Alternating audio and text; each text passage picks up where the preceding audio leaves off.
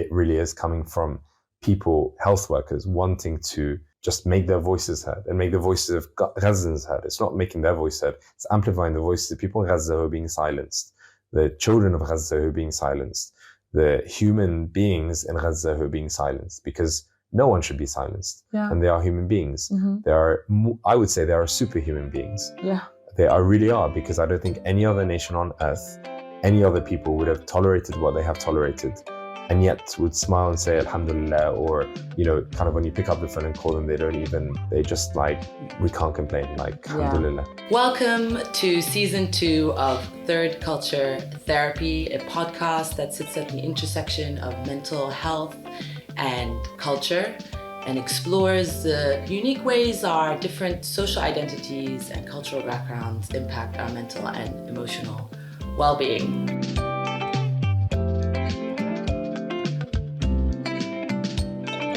I'm really happy to have on the show today Dr. Omar Abdel-Mannan. Thank you so much for coming and joining. I'm really excited to be speaking to you today. I say excited, I'm also quite, it's more I'm very intrigued by all of the things that you are going to reveal about yourself. I know you in a personal capacity, but there's so much about you that I don't know, and so much that I think our listeners would love to learn about you. But first, a brief introduction. Dr. Omar, you are British, but also Egyptian. You're Egyptian born. You lived there for the first 8 years of your life until your family relocated to the UK, Scotland, and across the UK. You're a paediatric neurologist, and you work at Great Ormond Street. You studied at Oxford University. You also are something of a humanitarian, having visited the West Bank and Gaza for several years through a sponsored program with the Medical Aid for Palestinians, and had these links with training and educating in Gaza, especially for many years, which as a result of that put you at the forefront of sort of connection with the medical sphere there during this current and ongoing, as of our recording today, currently still ongoing onslaught on Gaza. And as a result, you created a social media account, Gaza Medic Voices, over 90,000 followers and counting, to basically put out into the world what it was that you were seeing and witnessing from on the ground there. And as a result of that, you've gone on to make several media appearances. You are prolific across all of UK TV, news, radio channels. And you've also been leading vigils and talking in Parliament, and so many amazing things that you've been doing in order to bring out the voice of healthcare workers and in Gaza. You're also an entrepreneur with your own telehealth company. You have a lot of feathers in your bow. You have a lot of ways in which we could describe you, a lot of characteristics. And my first question to you is, which of these characteristics do you most strongly identify with? You know, entrepreneur, doctor, humanitarian, Egyptian, British, you name it, you pick it. You're also a father and a husband. Which of these identities do you most strongly align with? First of all, I'm very excited to be here. I've been waiting to be here for a long time, so thank you for this opportunity, and thank you for the really kind introduction. It's quite humbling to, you know, be told these things. And in terms of my main identity, I think first and foremost, I would say that it's difficult. I think as a doctor and a humanitarian in that sphere, that's very much my professional hat on. But when you ask me what's your identity, I identify as British Egyptian, ethnically and from a nationality perspective, and Muslim as well, and Arab, because I think what has taught me in this period of time and over the last 10 years is actually, you know, these borders that were drawn up essentially by the British Empire, like, really don't mean that much. Like, we are all very much one and the same. And that is something that I think has led me to this situation now where I identify more as a humanitarian doctor than even as a nationality or a specific ethnicity as such. And your work as a humanitarian doctor has meant being subjected to, or at least, being exposed to, particularly now, and for context for those listening who aren't, completely clued up, as of the date of recording, Gaza is under bombardment, has been for over 2 months, with more than, far in excess really, of 20,000 casualties. People have been killed by bombs, and half of those being children. And that's not even to talk about those who are injured, which are in the tens of thousands. And of course, as a result of the siege and the, almost, I would say, near destruction of the healthcare system, we're anticipating seeing many more people dying. And you, in your work, first of all, maybe you could talk to us about how you came to it. But I guess my question in relation to what we are here to discuss, and that's mental and emotional well-being, you have been exposed to a lot of imagery, unfiltered and constant, for over 2 months now. And you've had to absorb that, but also not only absorb it, digest it, and then reproduce it and share it out to the world as part of your advocacy, as part of your humanitarian work. How has that impacted you on a personal level?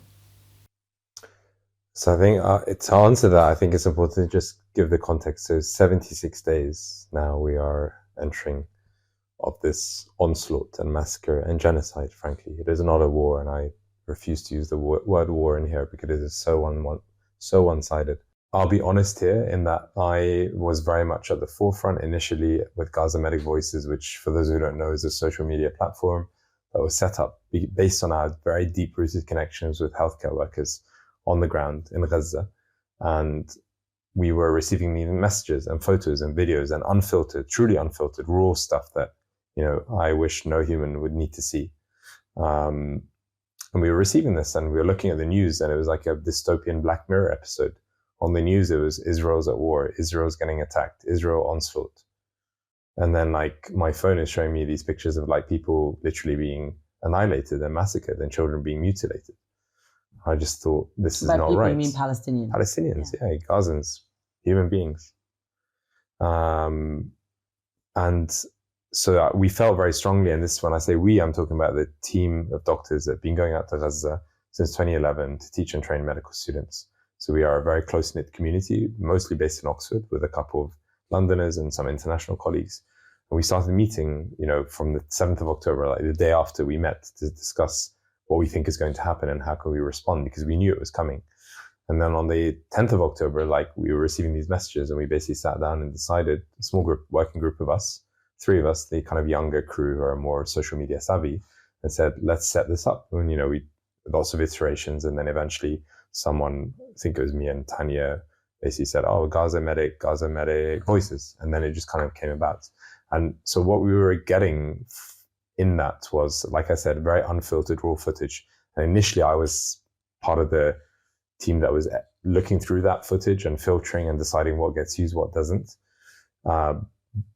But it had a massive emotional toll on me, on Tanya, on Rebecca, the 3 of us, and the team that's quickly formed. So we have a team of volunteers now that looks through this material.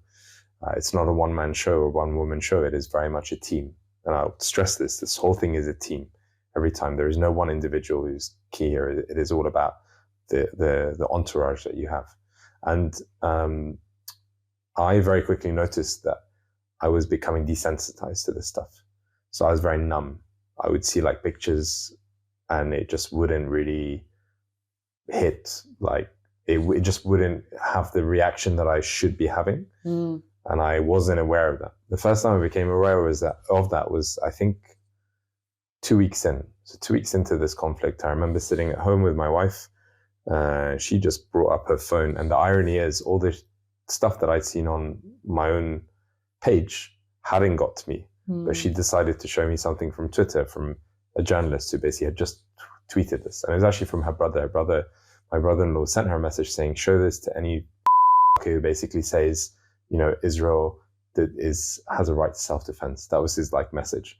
So she showed me this video, and I started watching, and I didn't know what I was watching, so I was taken by surprise. But it was basically rolling footage from one of the cameramen, literally at the front entrance of Al Shifa Hospital, with an ambulance coming in and kids just streaming in, and he's running like, kind of cameraman style, filming, and he's moving in the room, and you can see the ER is completely chock-a-block with people. And on this bed, there's a kid literally there with his stomach out of his abdomen. Literally, his stomach is like, because of the wound the shrapnel wound that has led to it. And you could just see it straight away. And then the camera moves, and you see another kid with 3rd-degree burns from their face down, literally being like sprayed with water. And I'm sorry, this is very graphic, but this is what I was seeing. Yeah. And then I can't even remember, like at this point, just literally all that emotion that I think I just pent up, and all that, kind of pretending like I was okay, just came out, and I just started sobbing. Like, it wasn't even crying, it was like wailing, sobbing, and it was just so primal, and I found it very difficult to stop that. Like, I think it took me half an hour to basically calm down, and I hadn't had that reaction I hadn't shed a single tear up until then. Wow. which I think was a reflection of a negative emotional cycle that I was going through, and a sort of reluctance to basically talk about what I was seeing.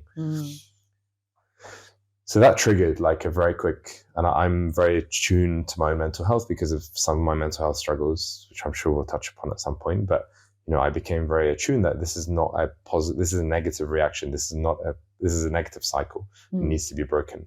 So quite quickly, by chance, I actually had been approached by one of my colleagues, senior colleagues in that team, and she reached out to myself, Rebecca and Tanya, the other co-founders of Gaza Medical Voice, Tanya Haj Hassan, Rebecca Inglis, amazing women, amazing doctors. And she said to us, you guys are like at the forefront of this information war, and you're seeing all this stuff. You need to speak to a psychotherapist, and you need to speak to like a psychologist who deals with PTSD, even if it's just a one-off session, just to understand, what you need to be doing. I reached out to this lady who's a PTSD psychologist who's worked with veterans of war, worked with women who've been sexually abused, and women who have been domestically abused, and has seen the most heinous of like crimes from humanity. And she called me and just had like a human conversation. How are you? Like, what's going on? And I told her, gave her my background, told her about this reaction that I had. And what she said to me, which I still remember like very vividly, I was standing outside Oxford, the John Radcliffe Hospital in Oxford. They are doing some research there on that day, and I was walking back to my car. And she said to me, the first thing I need to tell you is what happened is completely normal. Yeah. Like, for you to react that way, that is normal. Yeah. It is abnormal if you don't react that way. If you just like continue to be desensitized, then that is abnormal. So it is okay to do that. And then she gave some advice, which I've been following since. So the first one was, don't expose yourself to material that you're not going to use. So unless you're doing this for the purpose of, I'm going to disseminate this, don't just scroll through Insta and just like look through stuff that is going to haunt you at night. Yeah. And if you come across anything that is extremely upsetting, the first thing you need to do is either pick up the phone and call a friend, call your mum, call your dad, call your wife, not my daughter, she's 7, I wouldn't call her, but like, call anyone and talk them through exactly what you saw. Right. Because even if it's horrific, and when I was describing to you, you could see your reaction like you're inhaling, but you didn't watch it. Yeah. So for you, it's not going to be the same visceral reaction as me watching it. So it's that letting go of it. Okay. And if there's no one to talk to, then you write it down and you write like a proper diary and you say how it made you feel and you say what you saw and you describe it there and then. And what's funny is I said to her, that is amazing because I've kind of done this without you telling me, because the day before I was asked by the I newspaper in the UK, which is like an independent, I think kind of a bit like the Times or the Independent, and they basically asked me to write a piece on Gaza. Yeah. And I described exactly what I just told you. I described my visceral reaction to this, and I just wrote it as an article when it was published. And I remember after I wrote it, I felt this like cathartic sort of feeling of like relief, like, wow, I've just got this out and it's on paper and it's there and it's permanent, but it's there and I know it's okay. And that was therapeutic in itself. So those two pieces of advice I've kind of been following since. That's great. I'm so glad that you found at the right moment that person who could give you the right tools to actually allow you not to stop, but to carry on, but with greater strength and awareness. And I think it is, I mean, unfortunately, among humanitarians, the burnout rate is quite high. People who work in these very high intensity, but also very service-driven professions, which we'll come on to now, including the medical profession. But there is a lot of potential for self-harm without realizing.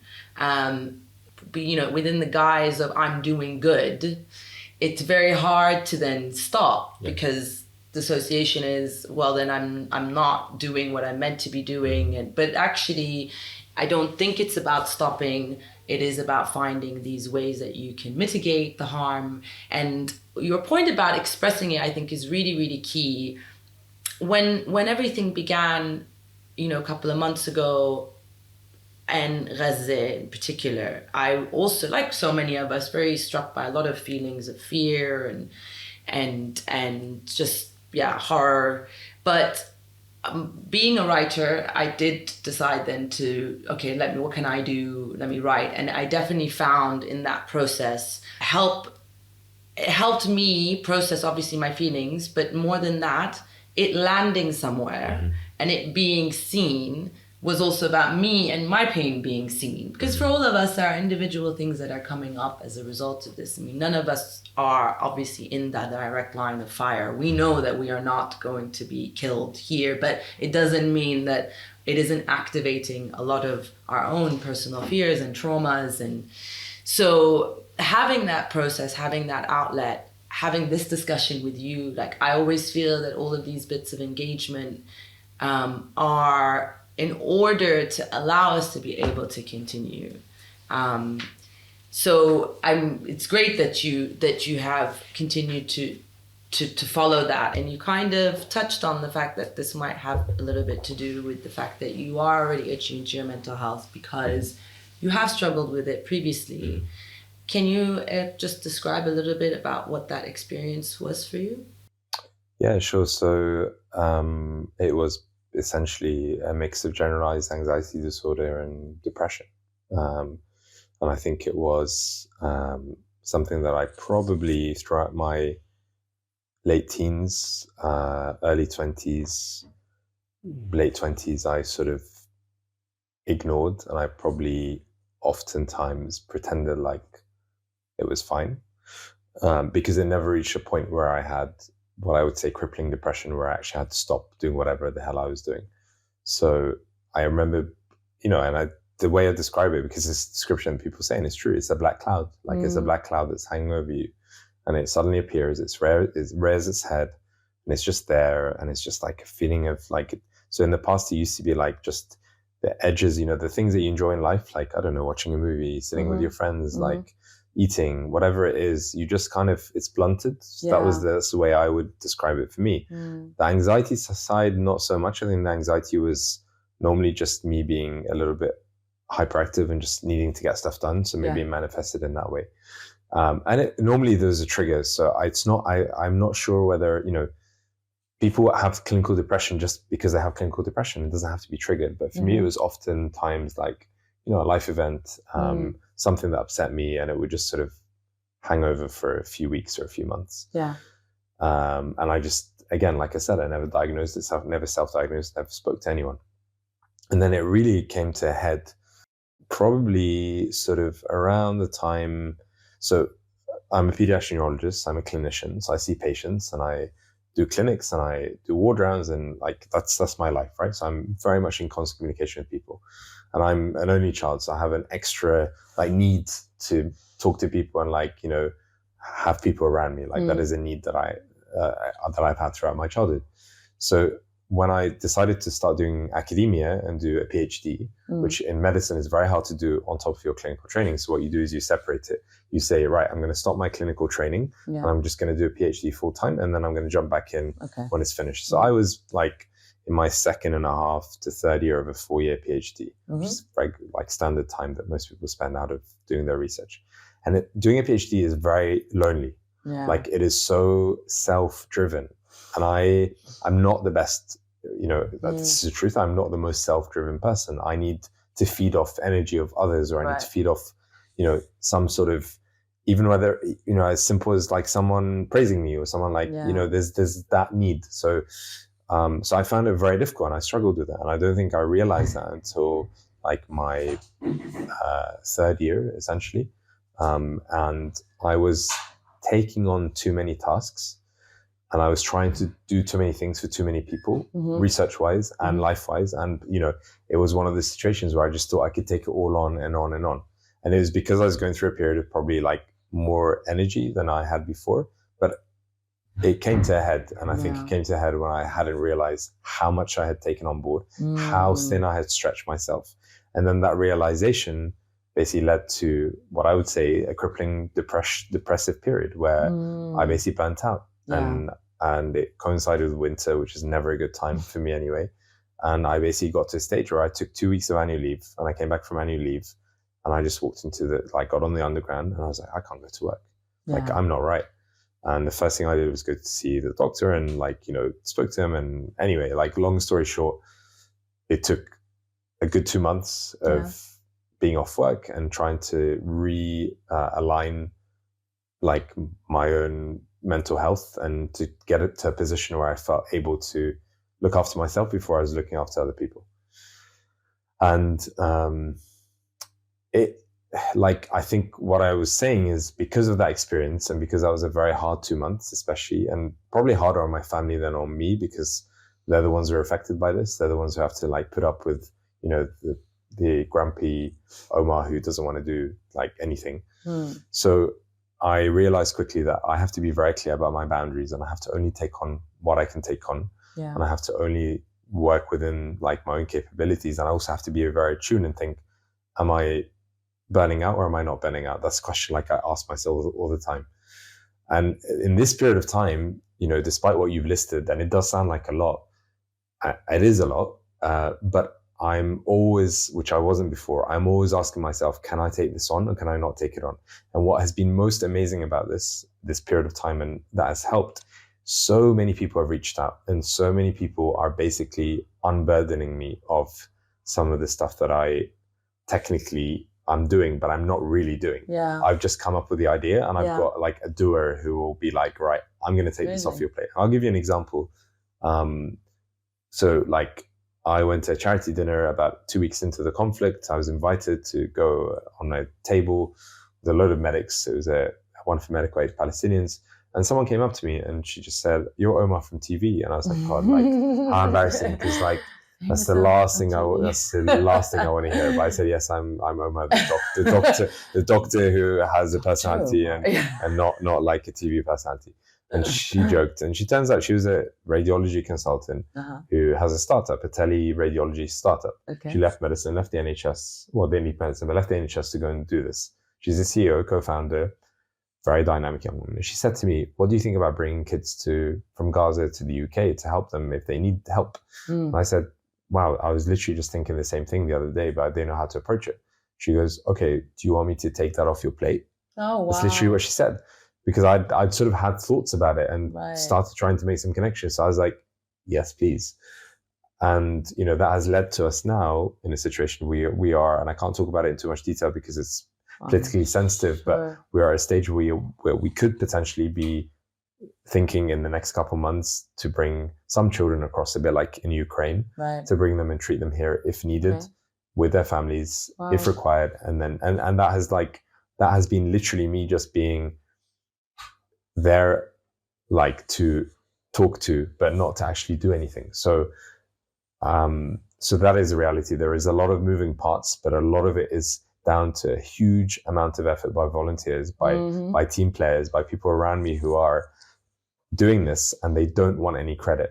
And that's the key thing, is these people, if their intentions are, we want to help Palestine, we want to help Gaza, we want to help humanity, then they are able to achieve these things. It's if there's any self-interest in any of these situations, it will unmask itself and it will be seen and you will be exposed, because that is just not the way to run something like this, which is so pure. It really is coming from people, health workers, wanting to just make their voices heard and make the voices of Gazans heard. It's not making their voice heard, it's amplifying the voices of people in Gaza who are being silenced, the children of Gaza who are being silenced, the human beings in Gaza who are being silenced, because no one should be silenced. Yeah. And they are human beings. Mm-hmm. They are, I would say, they are superhuman beings. Yeah.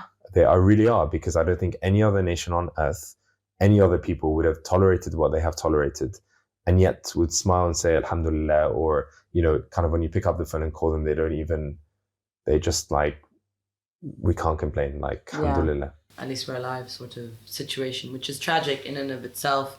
I mean, your description of what you went through in terms of your, you know, having these bouts maybe throughout your teen years of kind of low-level depression, anxiety, this reminds me exactly of me, of how my teens and 20s were, how I was doing so much. Yeah. I always felt a little bit these things in the background, but they'd be, like you said, like a cloud, a few weeks, and it would go, and then I'd just trundle along, manage it. It was fine. And again, anxiety was more, I looked at it as being just hyper and really active, until you do eventually hit a wall and the burnout comes. And in my case, it wasn't that I'd taken on too much, it was just a big life change. And I think when I sort of stopped for a moment, or I landed, as I say, and I've described this in previous episodes of this podcast, when I kind of returned to London after many years abroad, it sort of all caught up with me. And then I had to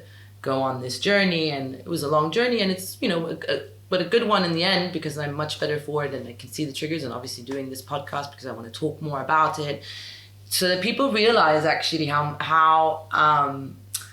you know, how like it comes to anyone at any time, and it's actually not a measure of your success or achievements or lack thereof.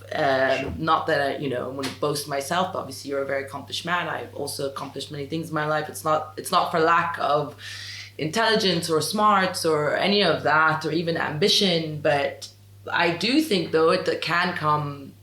I mean, everyone's case is unique, but often over-caring without self-caring is, I think, a big key lesson that I've had to learn. And it's also been really relevant now, right? Because so much of what is happening in your life, but in mine, but in many others, is about this outpouring of care, of love. And you want to give and you want to do, but it's also about understanding how can you do this while it being sustainable? How can you, giving yourself even permission, because for some people, they may not even be giving themselves permission to even say, hey, you know what? It's a bit much for me right now. I can't take it. I need to take a step away. I'm so happy to hear that you're like, I'm fortified by these people, and I have these, you know, colleagues, or I have those who are helping me. However, I kind of want to ask you about maybe the slightly darker side. Maybe you're not experiencing it, but from what I've heard from many people, you know, as this sort of fracturing of humanity as we are seeing it now, is bringing up a lot of trauma, yes, but it's also for many kind of bringing about a lot of despondency and despair, right? Like, how can this be happening? What is the world coming to? How could this be? Do you face that? Has anyone in your work, is that lingering at all? How do you fight it? Is that actually not related to what is happening and more an individual thing? What do you think? I think it's it's a really very tricky one, because I guess we are in the team, I say we, the team, the health workers Palestine, this grassroots movement, we are so entrenched in like our weekly tasks are all about like getting this visual sorted, like getting the speakers, like being there, maintaining that momentum, sending out the press release, like speaking to the right people, approaching, you know, so there is, and these are across literally 30 cities in the UK and 30 cities in the world. So it's no small like undertaking. And I think being that busy and being so like almost, it's almost like tunnel vision, where you don't have time to despair. So you have time and you have periods where you think, is this really like changing the needle? Yeah. Is what we are doing actually resulting in any less deaths in Gaza? And I've asked myself that question, and the short, horrible, brutal answer is no, it's not. It's not having effect on the 20,000 deaths that have happened. They would have happened had I, not decided to rock up at 10 Downing Street on the 10th of November, or had I don't think there would have been a iota of difference in terms of like what actually has happened on the ground. Now, having said that, and this is where it's important, the small wins and the small gains are the things that I'm seeing, which remove me from that despondency or like feeling of like, what's the point? Who cares? Like no one actually cares, right? So I'll give you an example. So I have a very good friend of mine, and I'm sure she doesn't mind me sharing this. I don't have to reveal who she is, but she was a doctor who worked with me throughout my training. We did a lot of shifts together. She's now a consultant, a children's doctor in London, and she comes from the Black community. She's not Muslim, she's not Arab, she's not Palestinian. She doesn't even know the history of Israel-Palestine, like in no way, shape or form. It's all like, what she's read on the news. So very early on when this happened, she reached out to me and said like, are you okay? Because I can imagine people in Gaza, I know you've been there. And I said, I'm not okay. Like, frankly, I think I responded, and I think actually thinking back, it was a pretty like brutal way to respond. I sent her a video of like some kid being killed or something like horrific. And I was like, no, I'm not fucking okay. Like it was like that, and this is someone who's actually reaching out and being caring. So that was a mistake. I learned from that, but that was fine. She took it on the chin and she understood like where I was coming from. And she said to me, like her initial response was, I'm not educated on this. I have no idea what's going on. All I can tell you is like, this is horrific, but I really don't want to take sides. And she was very neutral about it. And they didn't want to engage in like what is happening, right? So I was too busy to kind of like think about it. And then a few weeks passed, and then she messaged me and said, I saw you were doing a vigil. What happens? Like, am I allowed to come? And I was like, of course, anyone's welcome. So she came once. Again, I said hi to her. It was very like, superficial conversation. And then the day that we had on the 16th of December, on the Saturday, we had a 5,000 person silent procession from St. Thomas's Hospital to 10 Downing Street, led by Dr. Ghassan Abu Sitta, the famous plastic surgeon who came out of Gaza under fire, led by Hussam Zomlotar, the Palestinian ambassador to the UK. And she came, and I saw her, and she came and hugged me and said, that was really moving. And then she followed it up with a text message, and she wrote this long message that was basically like saying the journey that she has gone through. And she told me I was actually too scared to speak up at work about the situation, because I have so many Jewish colleagues and so many Israeli colleagues who are like so adamant that they are being exterminated. And I'm like too scared to say anything because I feel like I'll be shot down. And her words were, your team has given us has broken that fear barrier. I'm now very able to go and tell people to shove it if they come and tell me like, Gaza is an existentialist threat to Israel. That's like, huge. And she basically said she is happy to openly talk about it. Wow. And like I said, this is someone who's not from the Arab community, not from the Muslim community, not from the Christian, the Palestinian Christian community. She is a Black African British doctor of no affiliation to Palestine, apart from the shared humanity. Wow. So that's huge work. And that's just one story, you may not, there may be hundreds of others, I'm sure there are, who have been equally impacted, which is incredible. So yeah, it is having an impact, even if these, the immediate, what we all want really, which is a ceasefire, is not currently in place. I'm fingers crossed by the time this airs, it will be. Sure. But yes, in terms of looking at this as more, which you told me before, a marathon, not a sprint, you get to see better results. But also, I wonder, and I mean, from my own readings on mental health and self-development and the like, purpose, having a sense of purpose is a really big part of being able to sort of get out of that dark tunnel. Sure. I mean, for you, it's a dark cloud. I call it a dark tunnel. In any event, all of those feelings are quite dark. But what gets me out of it, even if it's sort of the short term, not so much like a clinical issue, but just like a mood thing or a longer term one, is this idea of purpose, but not just any purpose, like a purpose you're aligned with, right? It's almost like when you're doing something that you just know, really, this is where I'm meant to be. This is where I'm meant to be do, it's not only meant to, it's like you really want to. Yeah. It's not really even a question. Mm-hmm. It's just like, I'm present for this.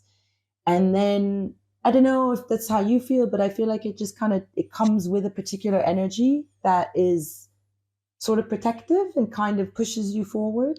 It's like the you know, what's it called in the comic books or the superhero movies? It's like the dome, the shield. The shield, exactly. Like the shield. It is the shield for sure. Like I'm just imagining one of those comic books, but it literally is. And this comes back to the question about burnout and the question about purpose, because I realize now that part of the reason that I was burning out is that I did not have a sense of purpose. I was doing a PhD, a very academic PhD on like imaging biomarkers in paediatric multiple sclerosis. I mean, it's so niche.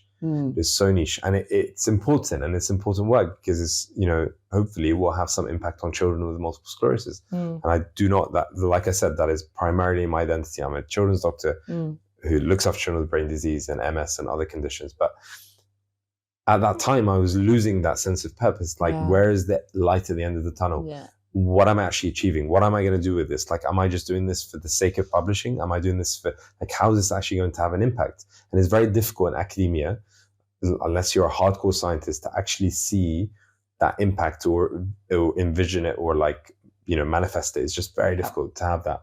So in a way, Gaza and the situation in Gaza gave me suddenly that sense of purpose of, this just feels like literally almost like my calling, and I have to do this.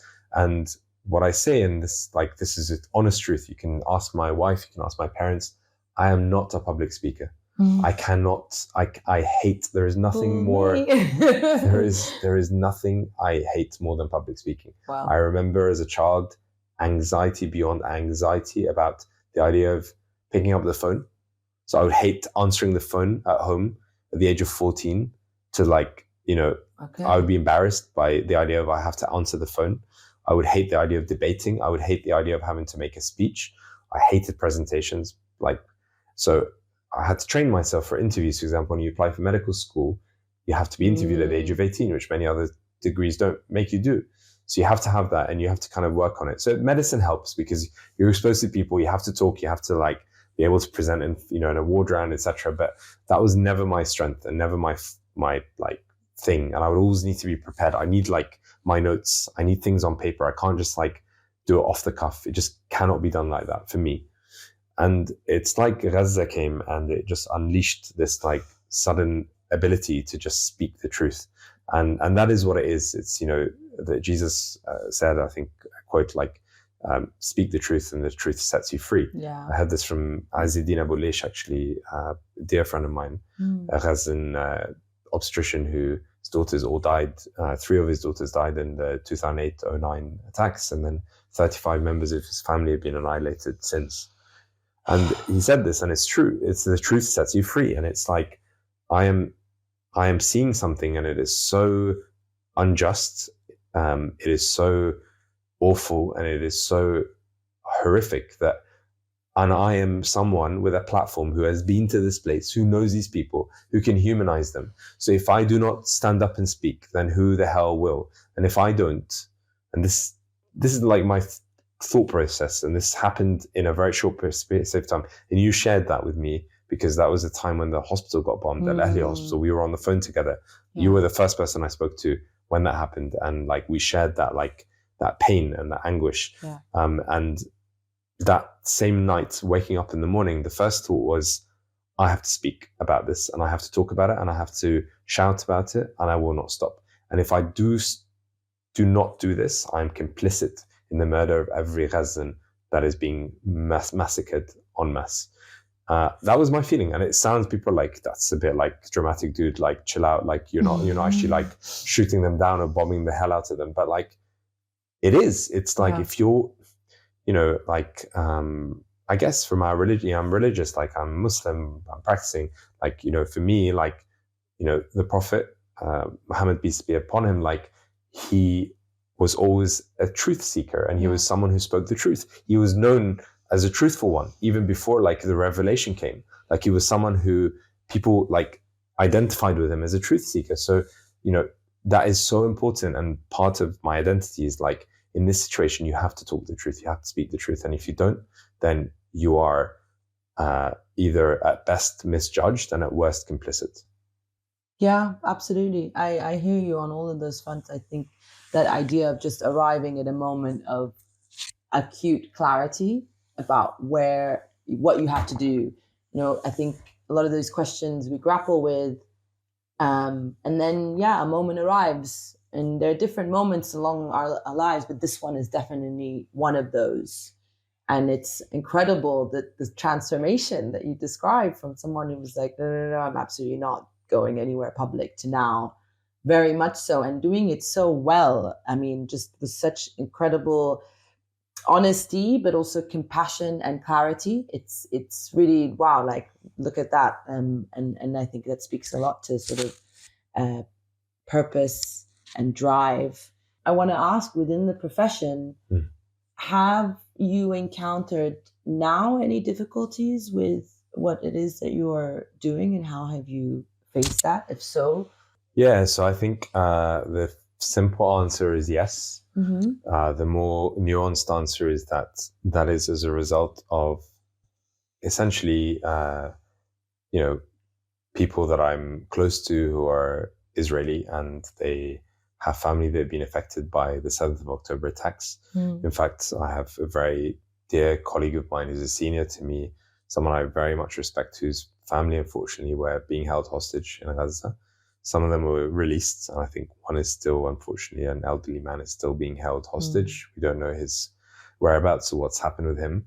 And that's clearly created tension, and that has, you know, made it very difficult. The one saving grace, I guess, for me is that because I'm doing my PhD and I'm not actually on the hospital site, so I don't actually have to, in some ways, I'm not affiliated to that hospital like right now. Yeah.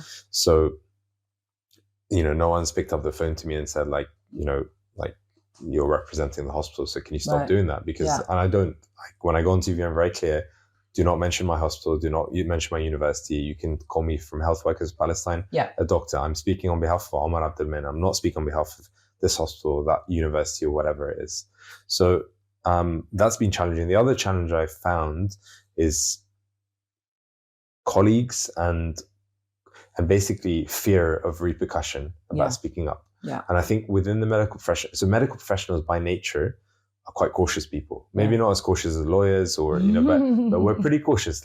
So for them to, like, you know, there's always this thing about humanitarian, about medicine should be apolitical, should be non-partisan, etc. So as soon as you get into Gaza, Gaza is so politicized, unfortunately, and that's the reality. The Palestinian issue, the occupation of 75 years, is the most politically charged topic of our lifetime and many of our previous generations.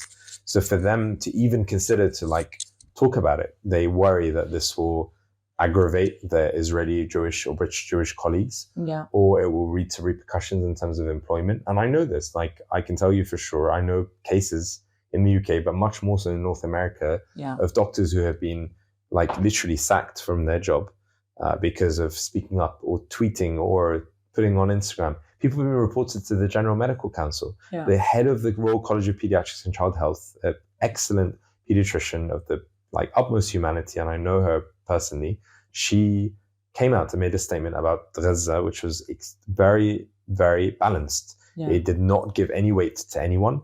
It just said children are disproportionately affected and they should not be. Full stop. And people reported her for being anti-Semitic. Wow. Right? Like, people called up the General Medical Council and said, we are reporting this person for being an anti-Semite because she is siding with Gaza. Because, you know, by taking it. So you can see, like, the fear factor. And I'm speaking to one of her colleagues, she told me, like, she has faced so much vitriol, so many death threats, so much hatred, just from, like, this one letter, which, of all the Royal Colleges, kudos to her, was the one that actually addressed Gaza. All the others just, like, pretend like Gaza didn't even exist, or didn't say anything. Wow. No, like the Royal College of Physicians, the Royal College of, the Royal College of General practitioners and nursing have both come out and called for a ceasefire very early on. So to be fair to them, they were pretty hot on this from quite early on. The people who are most affected, I actually think, are the medical students.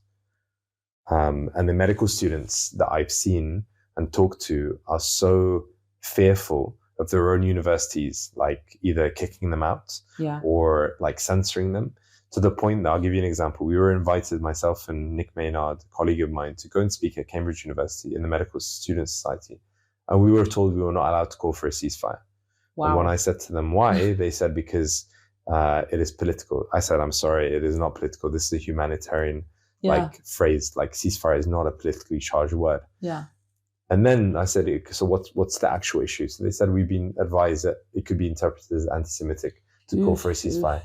And this is the challenge within the medical profession, within every sector of life. So you see in journalism, a very good friend of mine who's been helping me with prepping me for these interviews from day one, a very, very intelligent, active journalist, producer, writer, has literally been censored since day one because she started putting stuff on Instagram about Gaza. She can't get work. She's a freelancer. She literally can't get commissioned. No one wants to go near her from the BBC, etc. And this is probably one of our best talents in journalism in the UK. Yeah, I mean, it is very shocking.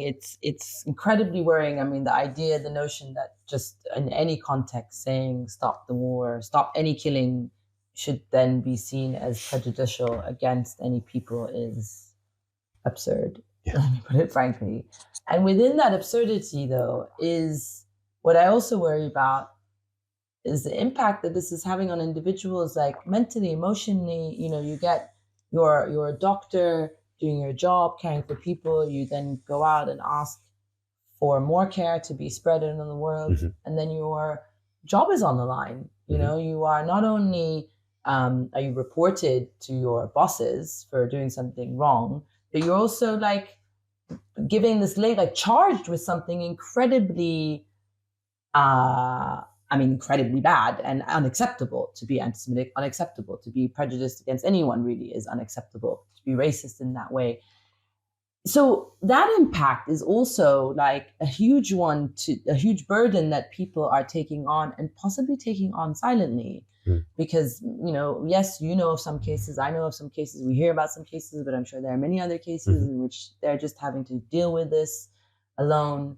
And I worry definitely for those people. But I kind of want to ask you in relation to that, but also tying it in with the fact that we both know, I mean, you more than even I, but within the medical profession, there are very high rates already of mental imbalance, let's call it, or mental illness, whether it's diagnosed or, you know, high rates of burnout, high rates of suicide. When I was prepping for this, to find out it's between 2 to 5 times more than the national average by occupation. That is that doctors commit suicide 2 to 5 times the rate of the average. As you said, yes, addictions to alcohol, narcotics, etc., very high, multiple times higher than, again, the average. And it strikes me as, like, I'm going to put it really basically, but like, that's mad. That's insane. People who look after you can't even look after themselves. The people who we give all of this authority to look after us are basically falling apart at the seams, and no one's looking after them. And I couldn't put it better. That's exactly what it is. I think the medical profession, by nature, I think people are likely to, when they go into the medical profession, because of what they are exposed to, so by nature, you're going to be at more risk of suffering depression, suffering from anxiety, suffering from, you know, self-harm, suicide, etc. That there is that risk, like it can happen. Now, I think the link to this, I would say, so I think what I want to say is basically it is all about what are the systems in place that are protecting you from that increased risk, right? So there's a threshold, like you are, let's say that's the threshold, and the average population is here and the medics are here. What pushes you above that clinical threshold where you are actually suffering from clinical depression as a medic? Now, I would say it is the systematic, it is the systems in place around you. So the NHS is crumbling. Like, there is no doubt the NHS is failing, and you know, for many purposes, whether it's mismanagement, poor funding, like patient pressures, like staff shortages, brain drain, people exodus of doctors to like Australia and North America and wherever in Europe. That is happening. So that is putting an additional burden on these doctors who are sitting there, like, like sitting ducks basically. And then they go above that threshold because basically they are working ridiculous shifts. They are service providers. They're not even getting time to learn or train or do what they actually enjoy. They forget the love of the art of medicine and they just like work like monkeys, or they feel like, I'm going to work, I start at 8, I finish at 7, and like I've still got these jobs that I haven't done and I have to hand them over. It's just like a cycle of like, the rat race, and it's the worst kind of rat race because it's just destructive. So for sure, and I've seen this. So the other thing I was going to say, I noticed through my own journey, so when I reached out to colleagues and friends, and initially I was very like protective of revealing anything about my mental health to anyone. Like it was because, like, this as an Arab, like there is a stigma to it. Like if you go and, and I grew up this because within my own family there was depression and no one talked about it. There's a lot of machoism about like, like stiff upper lip essentially, or like, grow a pair and like be strong and be the man and look after your women and that nonsense, right? So there is that ingrained within us, I think, and even in my generation, the way we maybe were brought up in the Middle East and the way our parents kind of were brought up as well. So I think I realized very quickly when I spoke out to people and people who I could confide in, that actually almost everyone I know, like who was high functioning, had suffered some sort of mental health issue, whether it was subclinical or clinical or, something completely different, but it's so rife and common. And that's not right. It shouldn't be the case. But it's a reflection of the society that we live in. And it's a reflection of the profession that we are working within. So that profession being medicine. And there's a reason why doctors are striking like crazy, because they are earning peanuts compared to what they should be earning. And the nurses are even worse. The nurses are like, doing horrifically tasking, demanding work. And they are being compensated with like peanuts. When you look at the corporate world and when you look at it just seems unfair. So, people, I guess, I don't know, like I'm not in that world, but I imagine people who are like working at very high levels within corporate law, within, I don't know, like accounting or like a tech, who are working their asses off, but being compensated accordingly. I imagine they are less at risk of mental health illness compared to someone who's working their ass off but not being compensated. I mean, it's a factor for sure, like how you are treated, and part of that treatment is how you are remunerated as well as other factors. I mean, if you are treated horrendously but paid loads of money, that isn't necessarily going to, square things, but it is one element of the overall treatment, and also the value that is placed on you, which then trickles down into the value placed on yourself, and so on, and so forth. But it's obviously a big issue within the medical profession. One that, do you see any improvements in? I think our generation is very attuned to it, and I think we talk about it very openly. And I think, for example, there's very much less judgment about, like, I've seen colleagues take time off work. When I took time off work, no one, like, some people knew, like my boss and my direct friends, but many people didn't. And maybe people assumed, or maybe they didn't, but no one ever, like, I never was made to feel like, it felt like as if I'd gone and had an operation, right? Yeah. And that's what it should be. Like, it should be your mental health and your physical health, whether you're sick, like, because you're depressed, or you're sick because you've had an injury, like, it shouldn't be treated differently. Like, these are protected characteristics. And that's I think great. Actually, I would say in the space that I'm in, it has been fine. I think some professions like surgeons, and some of the research I know you did, because I think I discussed it with you, was this surgeon in the US who was talking about the rates of suicide within surgeons, and it was ridiculous. Like, it was, because these guys in the US, they are so militant. They work like 100-hour weeks often, and they are just in the hospital day in, day out, no respite, no time to like breathe. And so some specialties for sure are by nature quite like macho, and it's all about just work. And I think in those spaces that are probably more male dominated, I think there is less space for that. In pediatrics and child health, 80% of the workforce is female.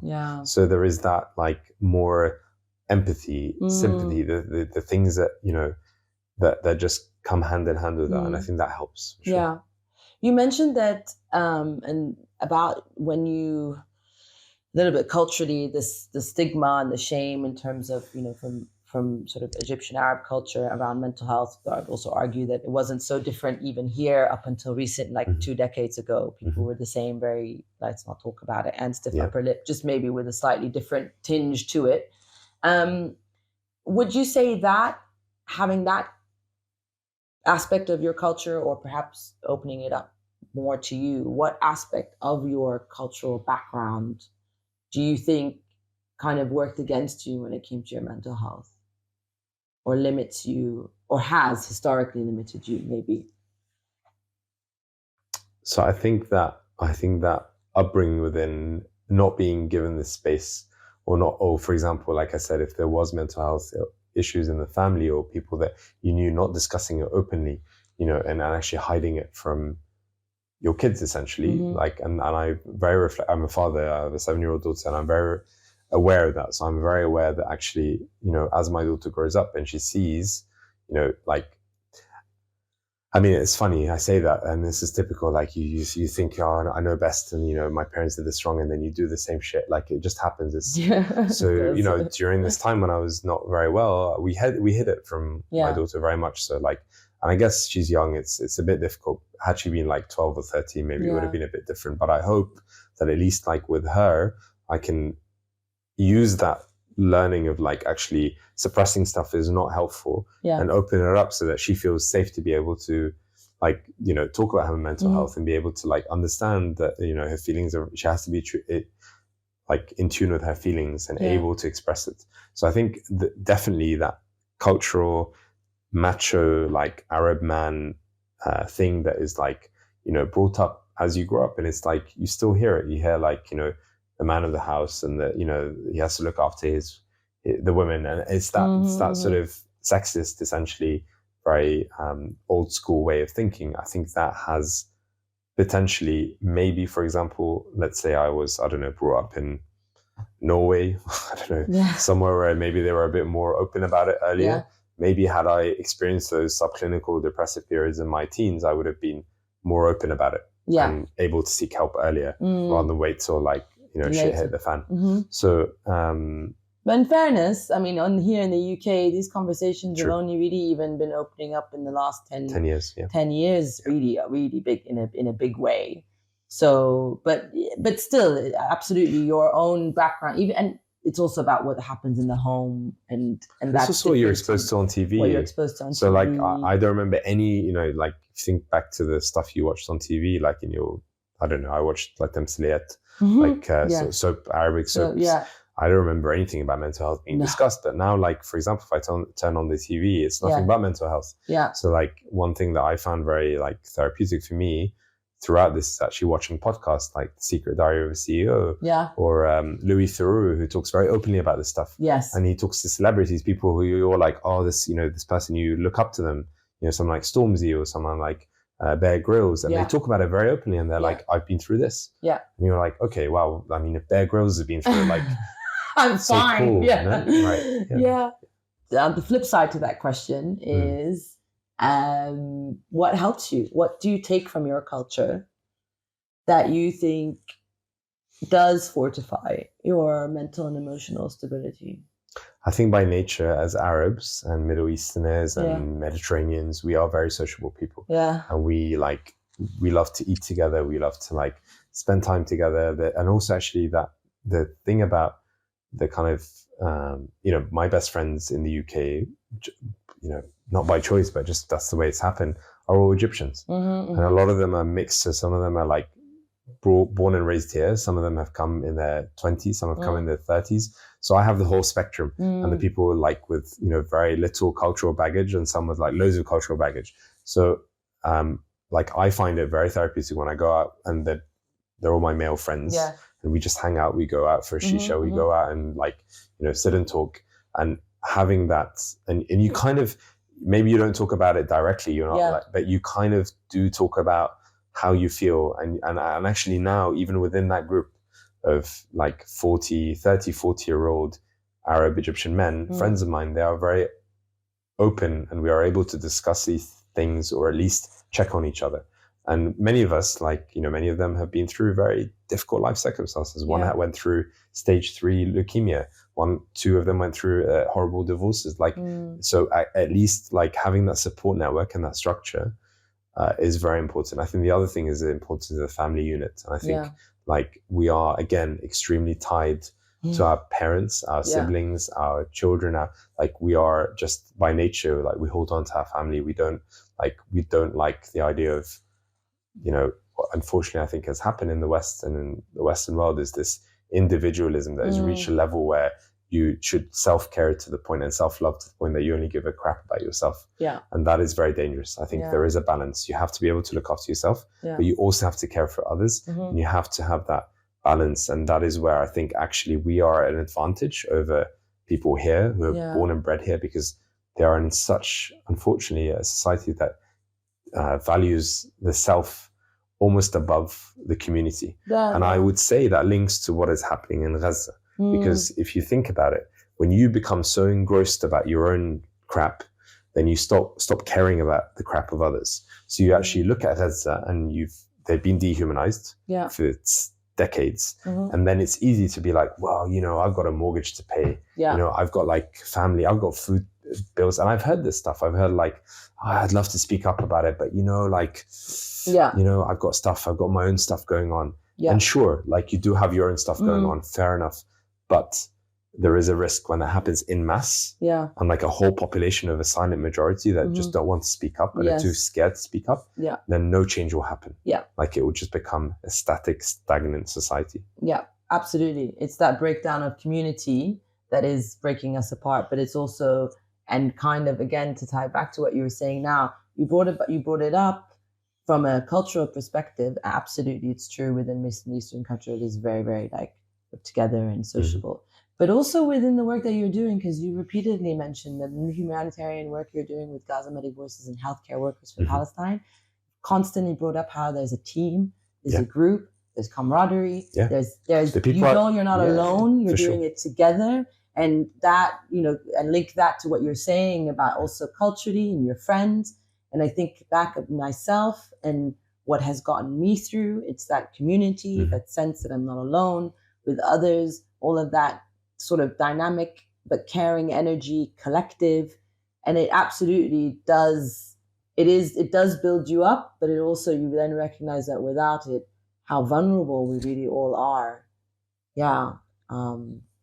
Thank you so much, Omar, so much for spending this hour with me, talking, sharing, and opening up. It's a pleasure to be here. Learning more about you, learning more about the work that you do, but also just your goals, your passions. So thank you very much. And I look forward to chatting again soon. Thank you so much, Ryan. Lovely to speak to you. Thank you for listening to this episode. Check out the show notes for more details about my wonderful guests, including where you can find them on social media.